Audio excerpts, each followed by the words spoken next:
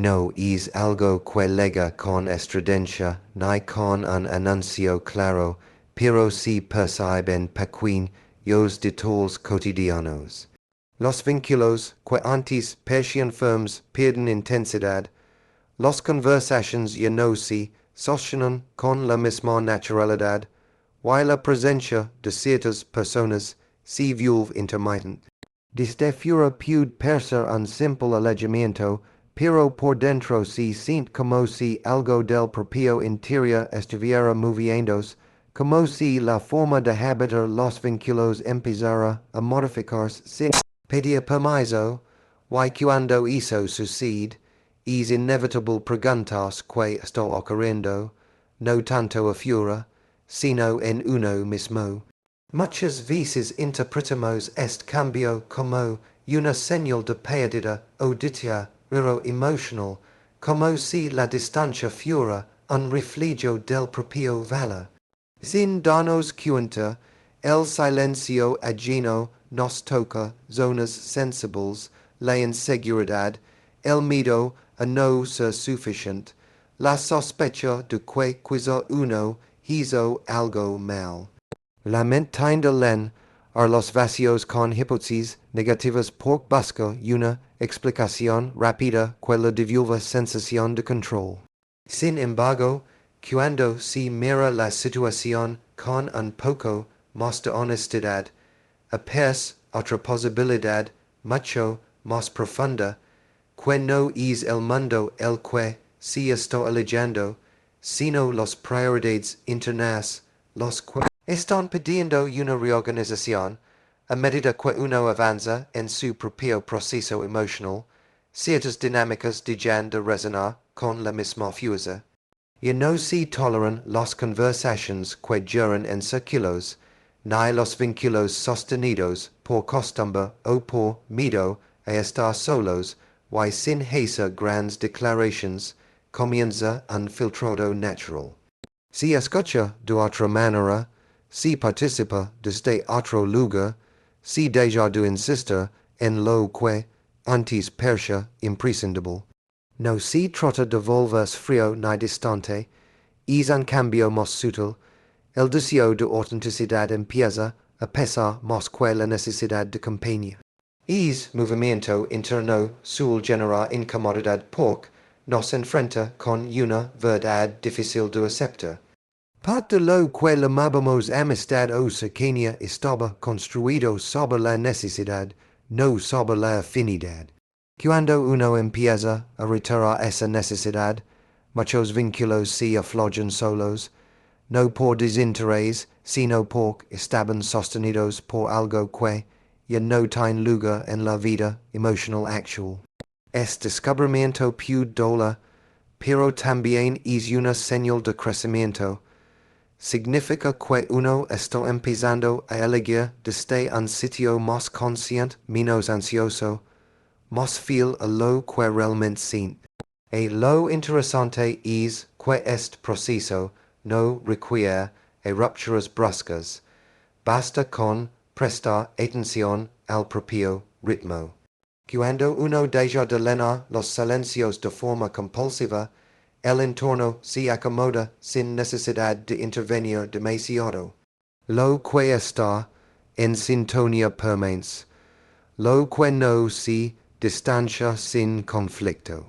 En ese espacio aparece una claridad distinta, una especie de sosiego interior que permite mirar las situaciones sin dramatismo y comprender que la vida emocional también necesita mudanzas, etapas y pausas, y cuando se acepta eso, el cambio deja de vivirse como pérdida y empieza a sentirse como una forma de honestidad.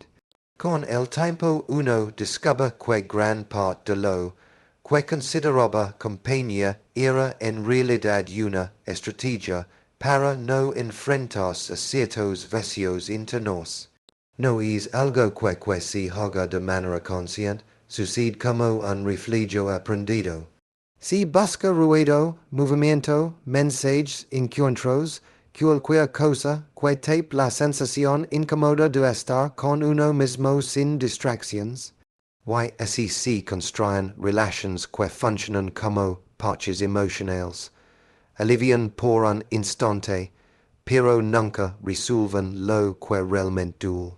Cuando esas relations se debilitan, la primera impresión es que el mundo se está alejando, pero lo que en verdad se está desarmando es la defensa que uno había amado para no mirar hacia adentro.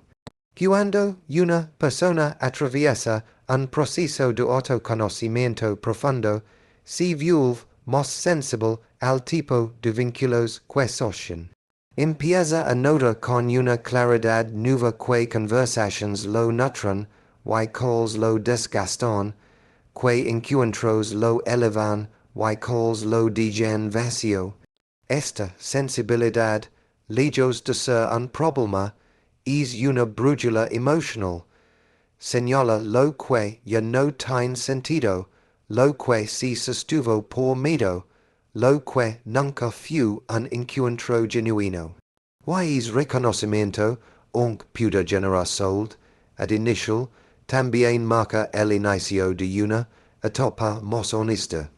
La sold ad que aparece en estos momentos no es una condena, aunque pueda sentirse como tal, es un espacio transitorio que invita a revisar la manera en que uno se relaciona consigo mismo.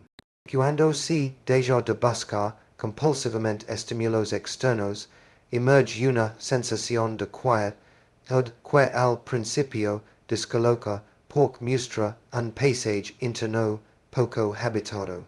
Ahí se revelan necesidades antiguas, heridas pendientes, expectativas que se proyectaban en los demás para evitar enfrentarlas. Esta exposición puede ser incómoda, pero es imprescindible para construir un modo de estar más sólido y consciente. Hay un punto en el que el silencio deja de ser un enemigo y empieza a convertirse en una herramienta. Es entonces cuando uno comprende que la presencia propia vale más que cualquier compañía que funciona únicamente como distracción. Esa comprensión no llega de un día para otro, se va instalando lentamente en pequeños gestos cotidianos. Elegir descansar en lugar de complacer, quedarse en casa sin sentir culpa, no responder a cada demanda afectiva que aparece. Permitirse escuchar la propia voz antes de ceder a la urgencia ajena. Son decisions simples pero transformadoras. Cuando se alcanza ese nivel de conexión interna, ya no se confunde estar solo con sentirse abandonado. Se empieza a diferenciar entre ausencia real y ausencia simbólica, entre sold, ad física y disconexión emocional.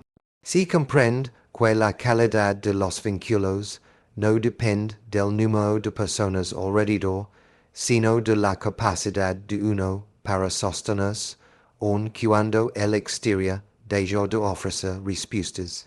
Y esa capacidad se desarrolla únicamente transitando estos espacios de silencio, aceptando que parte de la madurez emocional consiste en no esperar que otro complete lo que uno aún no se ha enamorado. Hay un instante del proceso en el que uno empieza a notar que su manera de estar en el mundo ya no encaja con ciertos hábitos afectivos del pasado. No se trata de una decisión consciente ni de un rechazo deliberado hacia los demás. Es algo mucho más sutil la percepción de que algunos vínculos ya no dialogan con la forma en que uno se siente hoy. Las conversaciones parecen repetidas, los encuentros adquieren un tono forzado, y la energía que antes fluía con naturalidad ahora pesa. Es como si las piezas de un rompecabezas que durante años encajaron sin esfuerzo comenzaron a perder su forma. Y esa sensación, aunque incomoda, es un signo claro de que algo se está reorganizando internamente. Cuando esta reorganización aparece, surge también una tensión ética. Continuar por lealtad a la historia compartida o detenerse por coherencia con el presente. Es un dilema silencioso que se vive, más en el cuerpo que en la mente. Uno pues, ab que aunque haya afecto, y no existe reciprocidad, ad emotional, y mantener un vínculo sin reciprocidad, ad es una manera de abandonarse a uno mismo. Sostener lo que y no tiene vida interna provoca un desgaste que tarde o temprano se hace visible. Irritabilidad, agotamiento, confusión, dificultad para disfrutar de la compañía que antes resultaba natural. Por eso, aunque dula, acepta que algunas personas pertenecen a versiones anteriores de uno mismo es un acto de honestidad.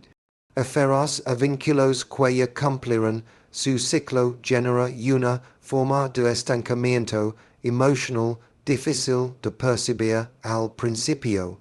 Lamentáis que todo sigue igual, pero el cuerpo sabe que no, la incomodidad se instala en los gestos cotidianos, en la sensación de estar en un lugar donde no hay espacio propio. Muchas veces más fácil quedarse en dinámicas conocidas que atravesar el dolor de la distancia, pero esa decisión tiene un costo elevado, enlentas el crecimiento interior y nos mantiene atrapados en una imagen de nosotros mismos que ya quedó atrás. Permitir que ciertos lazos se aflojen no significa descartar el pasado ni invalidar lo que fue. Significa reconocer que la historia emocional también se transforma, y que no todos los procesos deben permanecer para siempre. Cuando uno deja de forzar una conexión, lo que permanece es la verdad del vínculo, si hay profundidad real, resiste el cambio. Si solo había costumbre o necesidad, la distancia aparece de manera natural. Esta transición puede despertar nostalgia, pero es una nostalgia limpia que acompaña sin exigir regreso. La vida emocional necesita espacio para renovarse, igual que una cosa que no puede llenarse de objetos viejos sin perderlas. Cuando se permite que entre air nuevo, lo que llega no siempre es inmediato, pero es más auténtico. Ningún vínculo profundo aparece mientras uno mantiene ocupados los lugares internos con relaciones que ya no sostienen nada verdadero.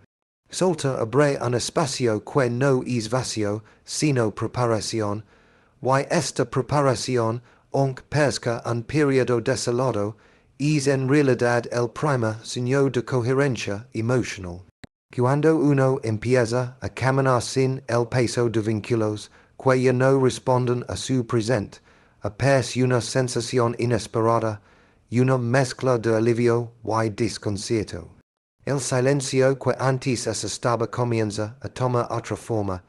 Ya no es ese espacio hostil que se llenaba con distracciones, sino un terreno más limpio donde es posible escuchar con claridad.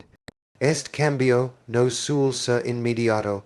Al principio aparecen impulsos automáticos, revisar el teléfono, buscar una conversación conocida, intentar reconstruir lo que se perdió.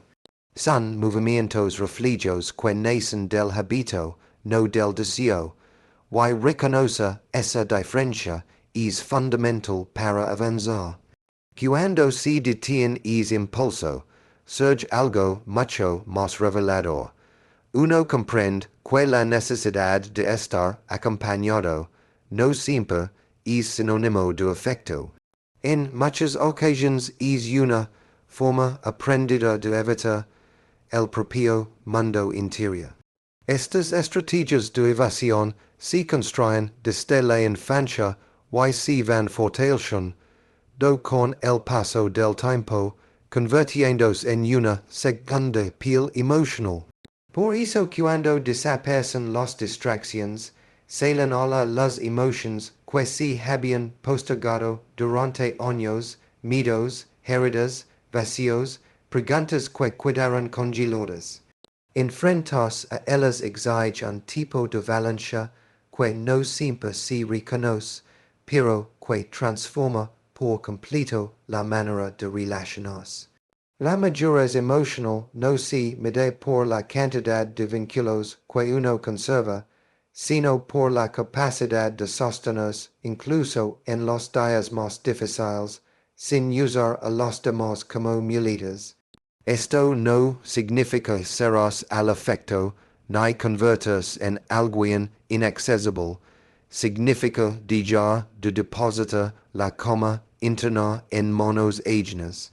Cuando uno empieza a hacerse cargo de su propio bienestar, cambia la forma en que mira el mundo, y no se busca que otro alivie las angustias, ni que leen silencios incómodos. Se empieza a exigir coherencia en la forma de vincularse, y esa coherencia se convierte en un filtro natural que protege la propia paz.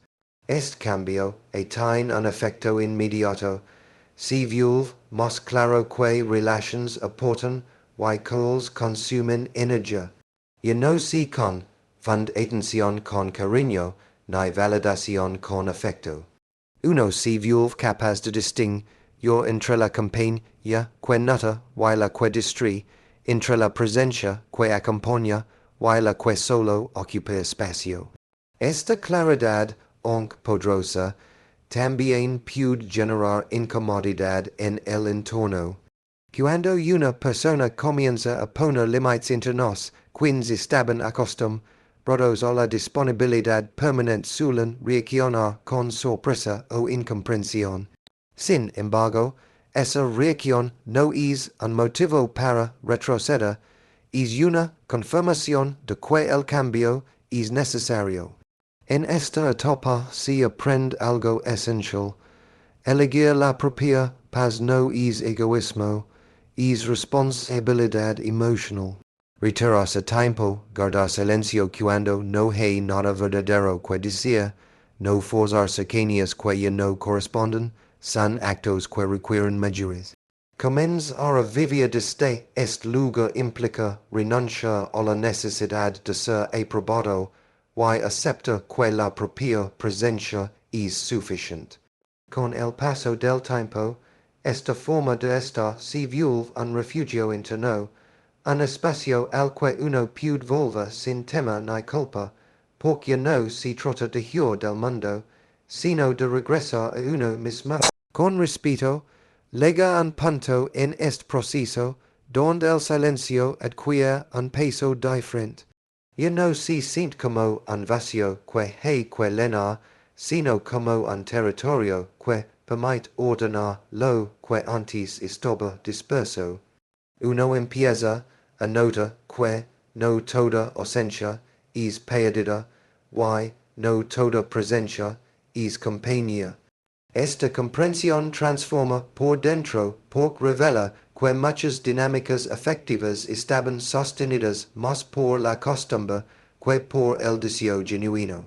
La soledad deja de ser un lugar del que huir y se convierte en un espacio donde es posible reencontrarse sin máscaras ni expectativas ajenas. Con esta nueva mirada aparece una serenidad que no depende del clima emocional externo, no es euforia ni entusiasmo repentino, sino una estabilidad tranquila que acompaña incluso en los días grises. Uno aprende a caminar sin depender de la aprobación de otros, sin buscar desesperadamente una señal que confirme el propio valor. Esta independencia afectiva no nace del orgullo ni de la autosuficiencia exagerada, sino de la experiencia de sostenerse en momentos difíciles sin recurrir a atajos emocionales. Al reconocer que esa fuerza está dentro, si disipa la idea de que otra persona debe venir a completar lo que falta en ese estado. Los vínculos empiezan a verse con más claridad. Ya no se acepta cualquier relación solo para evitar el silencio. Se empieza a elegir desde un lugar más honesto, más posado, más consciente. Esta selección natural reduce la cantidad de vínculos, pero amplia la profundidad de los que permanecen. Se descubre que no toda cercanía es sinónimo de amor, y que algunos lazos existen únicamente para cubrir inseguridades mutuas. Cuando este tipo de relaciones se dejan atrás, lo que surge es una sensación de liviandad, como si el cuerpo pudiera respirar de otra manera. También aparece una comprensión inesperada. No todas las personas están destinadas a acompañar todas las etapas de la vida. Algunas conexiones fueron necesarias en un momento específico, pero pierden sentido cuando uno crece emocionalmente. Esto no invalida el afecto que hubo, simplemente señala que las historias cambian y que la permanencia puede convertirse en una carga. La madurez consiste en permitir que cada vínculo ocupe su lugar, sin nostalgia que paralyza ni culpa que impide a sostener lo que ya no corresponde.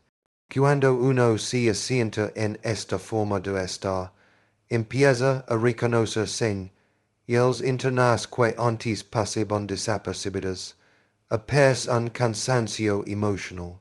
Cada vez que se intenta encajar en espacios donde la autenticidad no tiene lugar, surge una incomodidad silenciosa cuando uno participa en dinámicas que ya no dialogan con su identidad actual.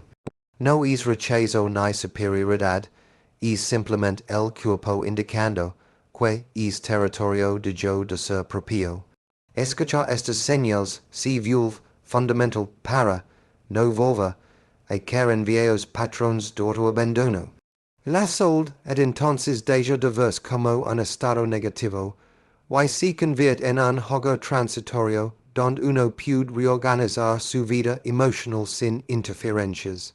Es un espacio que permite reorientar prioridades, distinguir entre lo que nota y lo que desgasta y comprender que estar bien con uno mismo no es un destino final, sino el punto de partida para cualquier vínculo que quiera construirse con integridad. Cuando uno empieza a vivir desde esta claridad interna, se produce un cambio en la manera en que se observa el propio recorrido emocional. Las etapas que antes parecían confusas comienzan a adquirir sentido. Se entiende por qué ciertos vínculos se desvanecieron, por qué algunas relaciones se sostuvieron más por miedo que por afecto, y por qué hubo momentos en los que uno se aferró a lo conocido, incluso sabiendo que ya no pertenece a ese lugar. Esta comprensión no lega con reproches ni culpas, lega con una lucidez tranquila que permite mirar hacia atrás sin dolor, con la sensación de que cada paso, incluso los más difíciles, fueron parte de un proceso necesario, y en este punto del camino también aparece un fenómeno particular, lo familiar empieza a sentirse extraño. Los espacios que antes resultaban cómodos ahora parecen ajenos, como si uno hubiera crecido emocionalmente y de pronto quedaron chicos. Las conversaciones que antes llenaban horas ahora suenan huecas. Los encuentros que solían entusiasmar dejan un sabor silencioso de desgaste. No es que los demás hayan cambiado de un día para otro, es la propia percepción la que se ha afinado. Uno ya no tolera dinámicas que antes aceptaba sin cuestionar, y esa nueva sensibilidad actúa como un detector de incoherencias. Lo que ya no resuena pesa, Esta transformación genera una sensación de transición permanente. Uno no pertenece del todo al pasado, pero tampoco termino de asentarse en el presente que está construyendo. Es una especie de tierra emocional intermedia donde no hay certezas, pero sí señales. Muchas personas intentan escapar de este tramo buscando refugios temporales.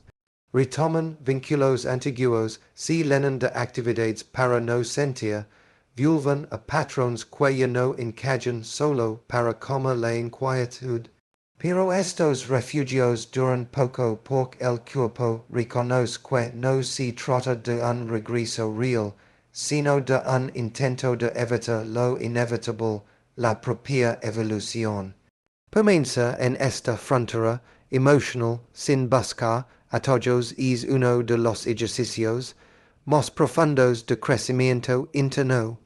Implica sostener la incomodidad sin huir, escuchar lo que aparece sin taparlo, dejar que el silencio revela lo que durante años se ocultó detrás de rutinas.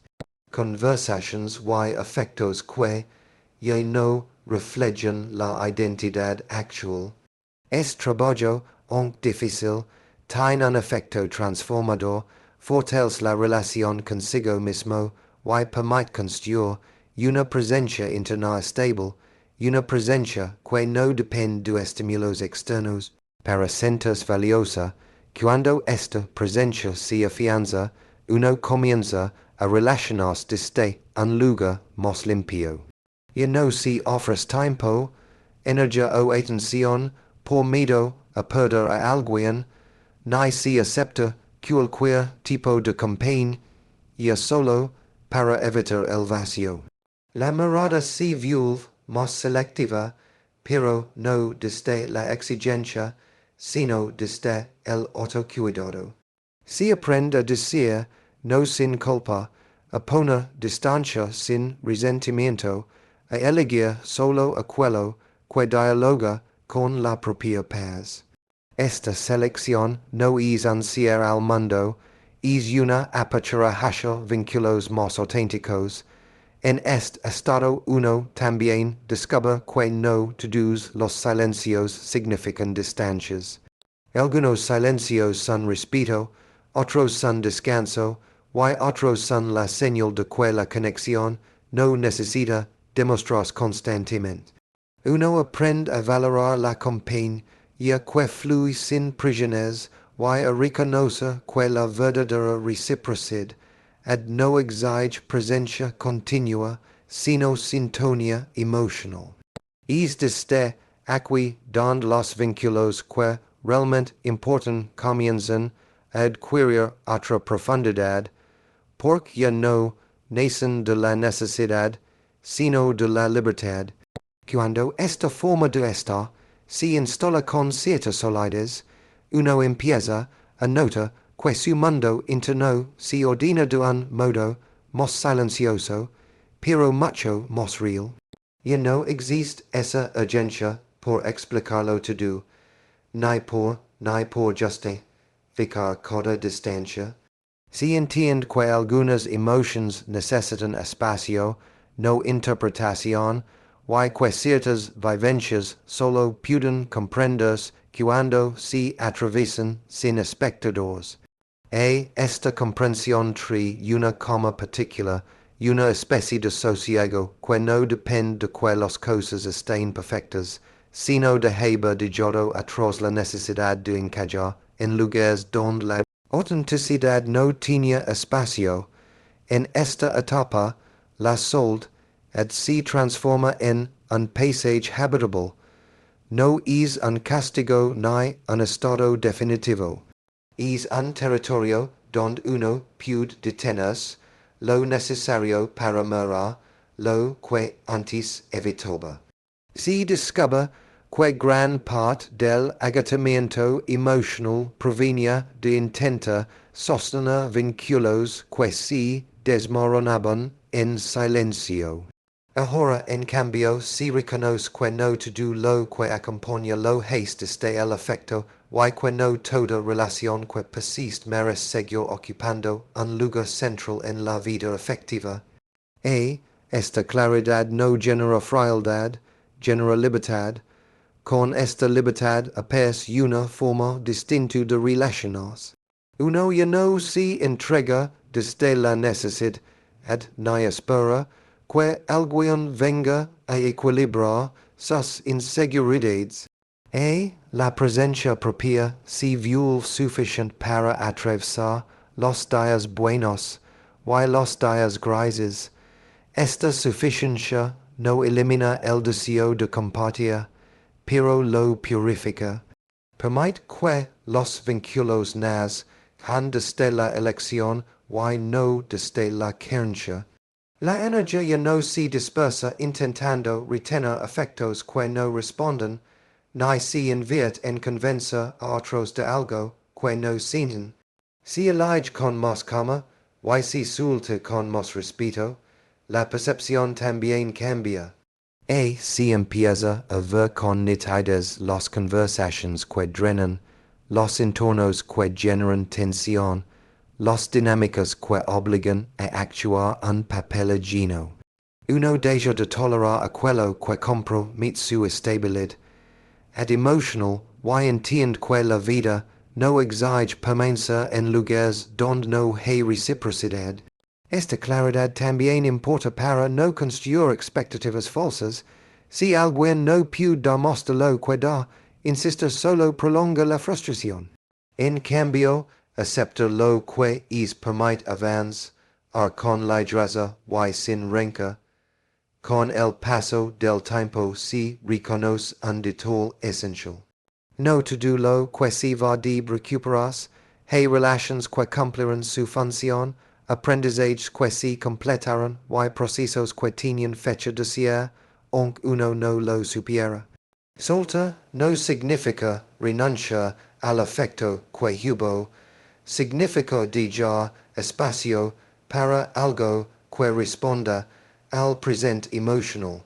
Cuando uno permite esa renovación, aparece un tipo de paz que no depende de la presencia de otro, sino de la integridad con la que se mira y se acompaña a sí mismo.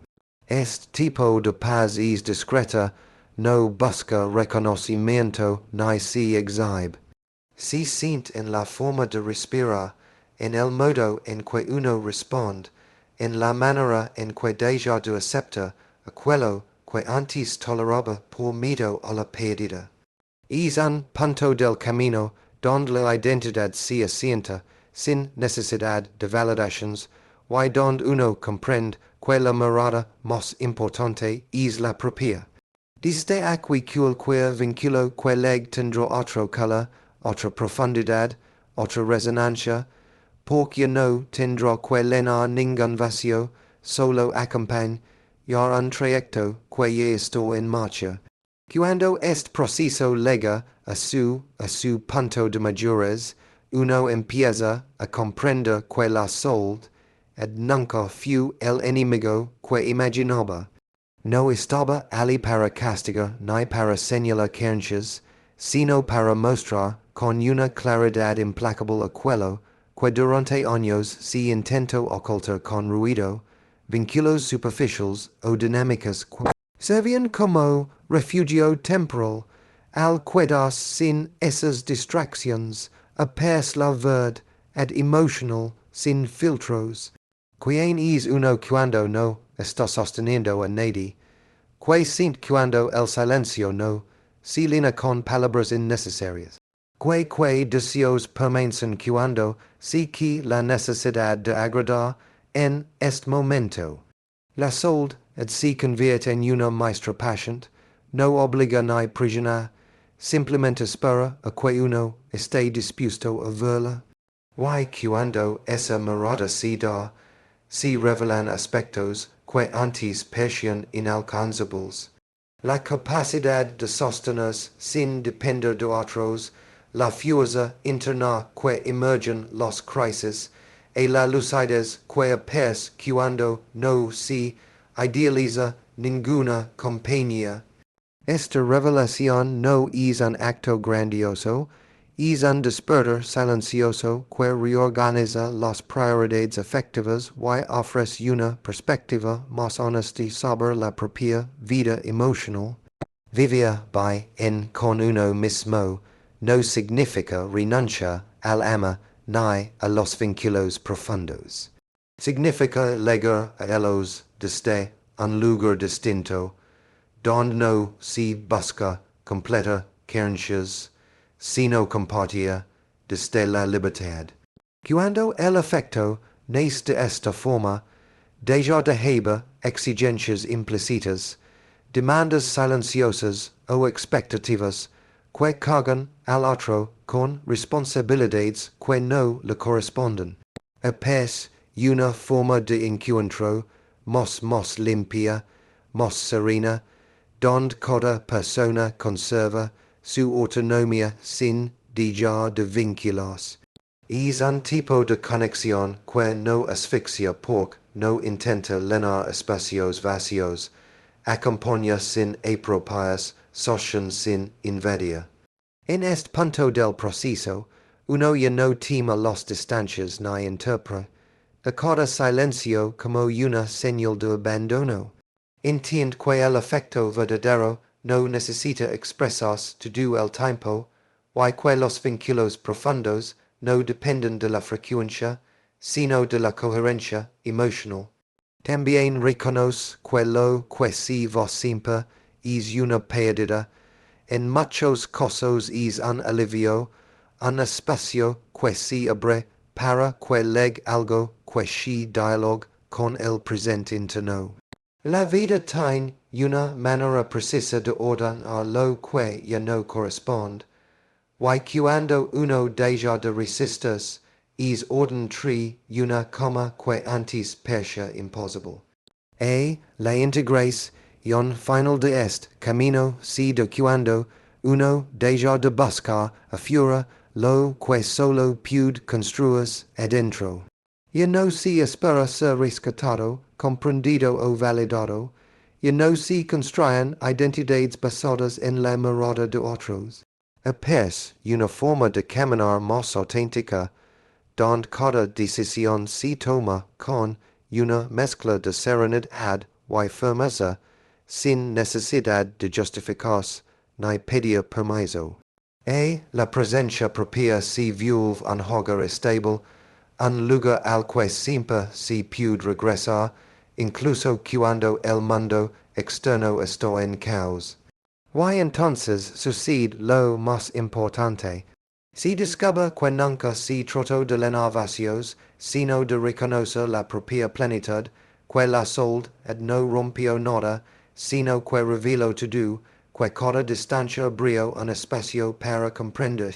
Medio y que cada silencio permitió escuchar lo que durante años había sido ignorado.